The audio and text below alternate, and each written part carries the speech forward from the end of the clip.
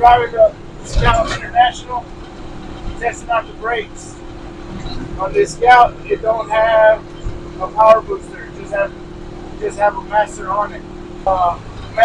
Just with a master on it, it takes a while to stop. It's a lot heavier. The pedals hard since the beginning. With a booster, it gives you an extra. It helps you stop the car a lot easier. So the customers complain about that it's not stopping like a normal car. Well, a car with a booster on it.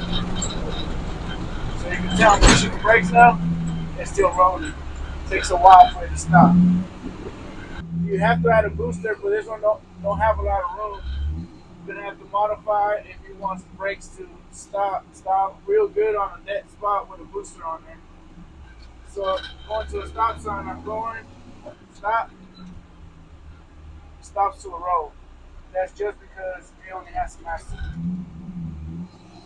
So what I recommend if you have a car, a classic car, before you get on the highway, drive it on the streets, test your brake out, just to make sure how far you gotta start pressing your brake to stop on the red light or stop on the stop sign.